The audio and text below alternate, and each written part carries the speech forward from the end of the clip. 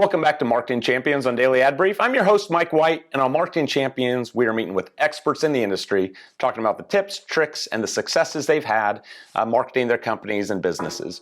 Join us today from California and Jotform, we have Steve Hartet. Welcome to the program. Thank you very much. My pleasure to be here.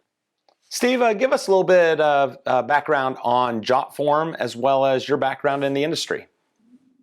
Yeah, sure. Jotform has been around since 2006. We're a completely bootstrapped company, so no VC funding at all, so we're unique in that way. And we've got about 18 million users around the globe, about 193 different countries.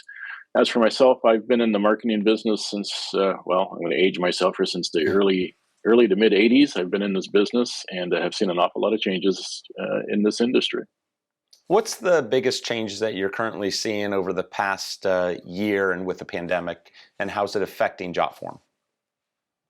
Well, I think some of the biggest challenges is just, continuing to reach the audiences, right? I mean, people are continuing to do hybrid work, whether they're working at home, working in the offices, but it's still continuing to find that customer, right? Where they're located, what their media consumption looks like, and what's the best message to get to them. So in your years working in the marketing field, what is something that you learned by failing forward, a mistake that you made that opened up your eyes and you wouldn't make it again? Oh, this happened a very long time ago, but it was really underestimating a competitor. We had a situation where I was working for one company and we were overtaking a territory. Well, on the way out, the other competitor basically tried to torpedo us on every level that we could, and we didn't anticipate that happening at that level. So we had a little bit of ground to make up, but the lesson learned that everybody learned, and I've continued to take forward, is you just never underestimate anybody out there. You got to look for every kind of contingency that's going to possibly happen and then plan for it. So when it does happen, you can execute against it. Are there any softwares or different tools that you'd utilize to help you guys with either automations or save you time, talent, and treasure? Well, I think the key one that we use on a daily basis is internally is the Google Suite. I mean, between Docs and Sheets, I mean, we live in those things, and I kind of live in those things on a daily basis. But I think the big one that's had the biggest impact for me is going to be Google Analytics. And you can take a deep dive in there and see how your traffic is working, how people are coming to you, what their source is, the stickiness, all those things, and you can look at it in real time, which is, from a marketing perspective, is a very valuable tool. As people looking to get into the field, what is some advice that you'd have for someone that's just graduating college that wants to step into a marketing career? Really, two things. One, be a good writer, whether it's you're writing white papers, long form white papers, or you're just doing copywriting. You might be writing a 6-word headline for something. Be effective at it. Learn, just keep writing. I mean, don't be intimidated by a blank page. Just write, and the skills come along with it. So the more you write, the better you are at it, really.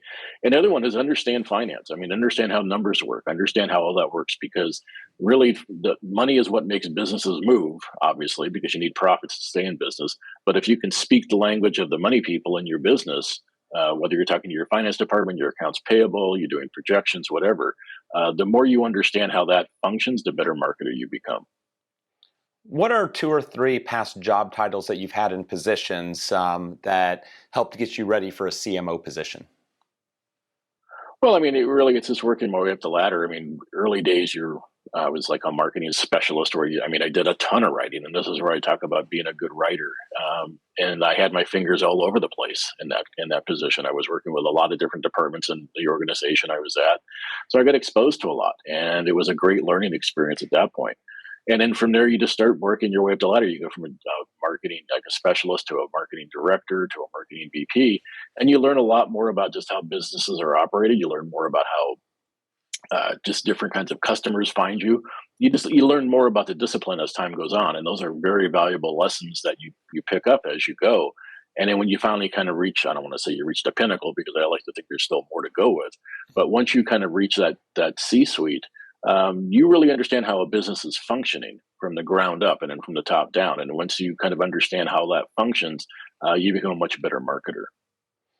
As people are entering the industry, you've got, whether you're Gen Xers, Gen Yers, are there certain traits that are missing that as people are entering the job markets that might have existed 10, 15 years ago, that would be beneficial? I think some of the traits are just having people be aware of, just traditional media channels in addition to having, working in the things like social media, for example. There's a lot of, I just, people kind of have blinders on sometimes and think, well, I'm on TikTok or I'm on Instagram or I'm a YouTuber or whatever. And everybody's there. Well, they're not. You have to really understand your audience. And I think there's a lack sometimes of discipline and understanding who your audience is and where that audience is at and how they're consuming media, how they're consuming messages. And the more you really understand that from day one as a marketer, whether you're been doing it for one day or for 1 year or for 10 years, the better you are at your job. Steve, last question. If you finish the sentence for me. In 2 years, Jotform will blank. We, we will continue to grow. I mean, we're growing at a phenomenal rate. We have some revenue targets, which I can't speak about, that we're shooting at. We think we're just going to become really even more so the dominant leader in online digital forms. Excellent. Well, thank you very much for spending time with us this morning and sharing your insights on the industry. We appreciate it. My pleasure. Thanks for the invitation. To find out more about Steve and Jotform and all the amazing things they could do to help your company grow, visit us at dailyadbrief.com. We'll see you next time on Marketing Champions.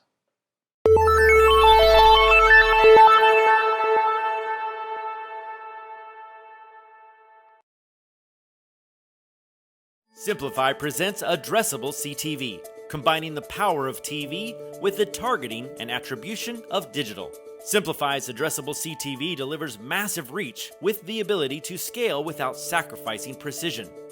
TV buyers can generate incremental reach with household-level targeting, frequency controls, reporting, and insights. To learn more about Simplify's Addressable CTV and what it can do for your clients, visit simply.fi.